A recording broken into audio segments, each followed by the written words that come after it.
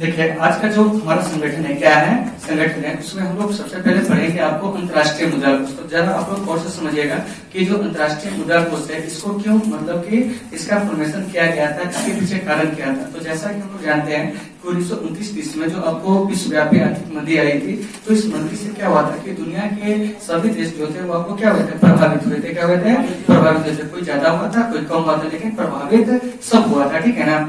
तो इस आर्थिक मंदी के तुरंत बाद क्या हुआ था कि आपको मतलब कि क्या होता है कि मतलब द्वितीय विश्व युद्ध जो था वो भी आपको क्या हो गया, 1939 से 45 की अवधि तक चला, ठीक है ना।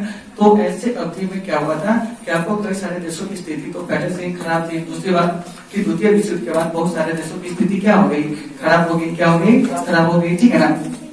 तो ऐसे परिस्थिति में इन्हीं मतलब क्या है कि आपको आर्थिक समस्याओं के निदान के लिए क्या हुआ था कि आपको अंतर्राष्ट्रीय मुद्रा कोष का क्या हुआ था, गठन हुआ था।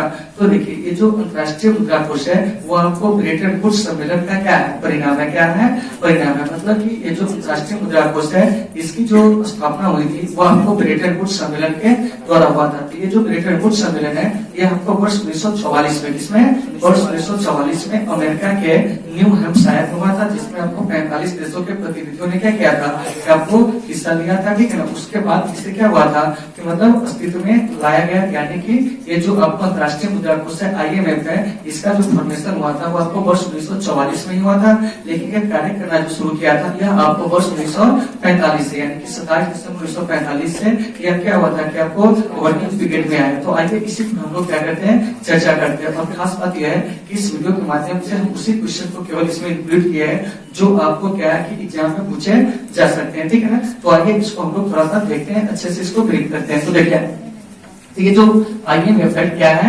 IMF है। तो सबसे पहले जान लीजिए कि IMF आखिरकार करता क्या है। तो यह आपको सदस्य देशों को क्या होता है कि आपको शॉर्ट टर्म जो होते हैं वो आपको लोन प्रदान करता है। यानी कहने का मतलब हुआ कि सूक्ष्म अवधि के लिए अंतर्राष्ट्रीय मुद्रा कोष क्या होते हैं कि आपको ऋण देते हैं, जबकि आपको विश्व बैंक जो होते हैं वो आपको लंबे पीरियड के लिए क्या होते हैं कि आपको लोन देते हैं, ठीक है, यानी कि ऋण देते हैं, ठीक है ना। तो सबसे पहले तो यहाँ से एक ऑब्जेक्टिव ये भी आ जाएगा, ठीक है ना, कि अंतर्राष्ट्रीय मुद्रा कोष कैसा ऋण प्रदान करता है, तो हम कहेंगे सूक्ष्म अवधि के लिए। तो ये जो IMF है, IMF कहने का मतलब है कि इंटरनेशनल मॉनेटरी फंड, यानी कि अंतर्राष्ट्रीय मुद्रा कोष। तो ये जो अंतर्राष्ट्रीय मुद्रा कोष है यह आपको 1944 में हुए ब्रेटन वुड्स सम्मेलन के दौरान यह क्या हुआ था कि आपको अस्तित्व में आया था। तो कभी कभी प्रश्न कर लिया जाएगा कि बताइए कि अंतर्राष्ट्रीय मुद्रा कोष की स्थापना किस सम्मेलन के बाद की गई थी, तो क्या कहेंगे आपको ब्रेटन वुड्स सम्मेलन। तो कभी कभी प्रश्न ऐसे भी पूछे जाते हैं कि अंतर्राष्ट्रीय मुद्रा कोष परिणाम है, तो यह आपको ब्रेटन वुड्स सम्मेलन का क्या है, परिणाम है। और यह ब्रेटन वुड्स सम्मेलन जो हुआ था वो आपको 1944 में अमेरिका के न्यू हैम्पशायर में हुआ था, जिसमें आपको 45 देशों के प्रतिनिधियों ने क्या किया था कि आपको मतलब कि हिस्सा लिया था, ठीक है ना।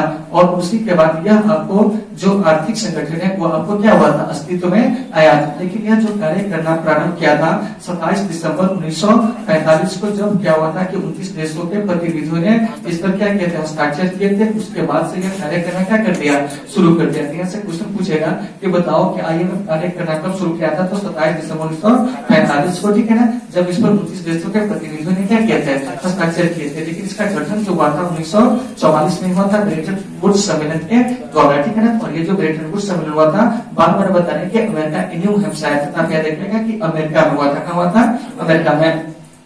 इस संगठन का जो मुख्यालय है वो आपको वाशिंगटन DC है। कहाँ है, वाशिंगटन DC। और आप जानते होंगे कि वाशिंगटन DC जो है ये आपको संयुक्त राज्य अमेरिका की क्या है, तो राजधानी है। क्या है, राजधानी है, ठीक है ना। और इसमें जो अभी सदस्य देश है वो आपको 190 है। क्या है, 190 है। और इसका जो 109वां सदस्य देश है वो आपको अंडोरा है। कौन है, अंडोरा है। आप देखिएगा कि ये जो आपको IMF है इसका जो सबसे अभी लेटेस्ट का जो आपको मेंबर है वो आपको कौन है, तो अंडोरा है। और अंडोरा जो है यूरोप का एक क्या है, तो आपको माइक्रो स्टेट है। कैसा स्टेट है, माइक्रो। मतलब छोटा, ठीक है, एक छोटा सा राज्य है जो आपको फ्रांस और स्पेन के बीच क्या है, स्थित है। तो बस इसकी स्थिति को भी याद रखिएगा भौगोलिक दृष्टि से, ठीक है ना। ये जो सदस्य देश है, ठीक है ना, आपको अंतर्राष्ट्रीय मुद्रा कोष में वो अभी आपको कितना है, 190 है, ठीक है ना। 109वां सदस्य देश कौन है, तो आपको अंडोरा है। इसको याद रखना है, ठीक है ना। इसके जो अभी प्रबंध निदेशक है वो आपको क्रिस्टीना जॉर्जिया है, जो कि आपको बुल्गारिया की, कहाँ की है, बुल्गारिया की। इनसे पहले जर्मनी की जो थी वो आपको क्रिस्टीना लेगार्ड, कौन थी, क्रिस्टीना लेगार्ड, मतलब लेगार्ड। और अभी जो है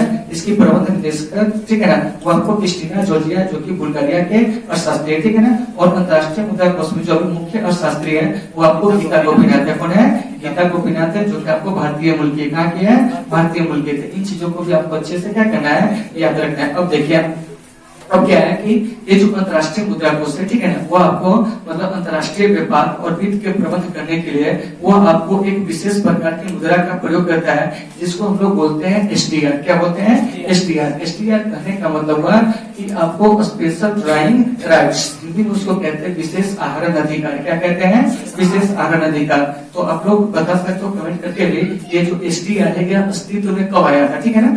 तो देखिए एसडीआर जो अस्तित्व में आया था, आप लोग बताएंगे कि बता दें। तो देखिए तो एसडीआर जो है यह आपको अस्तित्व में आया था 1969 में। कितना में आया था, 1969 में। और ये जो एसडीआर है इसका कुछ क्या होता है, तो अंतर्राष्ट्रीय व्यापार व वित्त के प्रबंधन में क्या करता है कि आपको अंतर्राष्ट्रीय मुद्रा कोष इसका यूज करता है। और इसके अंतर्गत क्या है कि आपको 5 मुद्राएं आती, क्या आती है, 5 मुद्राएं आती। मतलब कि आप सीधे समझिए कि जो आपको अंतर्राष्ट्रीय मुद्रा कोष है वह आपको अंतर्राष्ट्रीय व्यापार व वित्त के क्या करता है कि 5 प्रकार की मुद्रा का प्रयोग करता है। इसमें आपको एक डॉलर हो गया, एक पाउंड हो गया, एक येन हो गया, एक यूरो हो गया, एक युआन हो गया।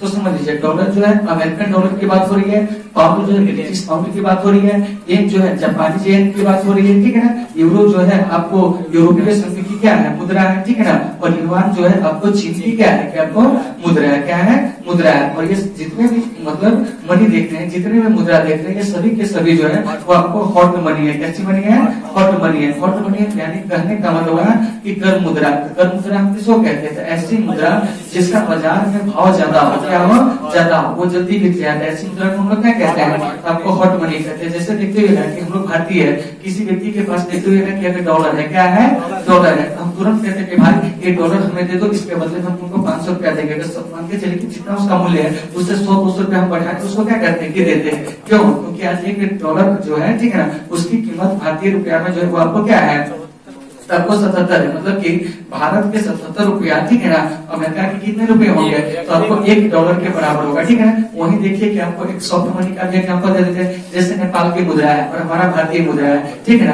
तो देखते हुए कि भारत के आदमी जो होते हैं नेपाली मुद्रा को लेना पसंद नहीं करते। क्या कहते हैं, नहीं पसंद करते। क्यों, क्योंकि नेपाल के 100 रुपया हमारे यहाँ का 60 रुपया है। तो देखिए तो नेपाल की मुद्रा हो गया आपको सॉफ्ट मनी, क्या हो गया, सॉफ्ट मनी। जबकि अमेरिका की जो मुद्रा हो गया, ठीक है, पाउंड हो गया, येन हो गया, यूरो हो गया, युआन हो गया, ये सब क्या है, हॉट मनी। तो याद रखिएगा ये जो एसडीआर पद्धति है आपको 1969 में क्या हुआ था कि आपको मतलब अंतर्राष्ट्रीय मुद्रा कोष के द्वारा अस्तित्व में लाया गया था। और इसी से अंतर्राष्ट्रीय मुद्रा कोष जो होते हैं अपना अंतर्राष्ट्रीय व्यापार और वित्त का क्या करता है, प्रबंध करता है, ठीक है ना। और एसडीआर का पूर्ण रूप क्या होता है, स्पेशल ड्राइंग राइट्स होता है, जिसको हम लोग विशेष आहरण अधिकार कहते हैं। और इसके अंतर्गत 5 मुद्राएं आती, कौन आते हैं, अमेरिकन डॉलर, ब्रिटिश पाउंड, ठीक है ना, जापानी येन, इसके अलावा आपको यूरोपीय यूनियन का यूरो आता है, उसके बाद आपको चाइनीज युआन आता है, ठीक है ना। तो उम्मीद है कि आप इन सारे चीजों को आसानी से क्लियर कर लेंगे, ठीक है। तो जल्दी से इसको फटाफट क्या कर लीजिए, नोट कर लीजिए।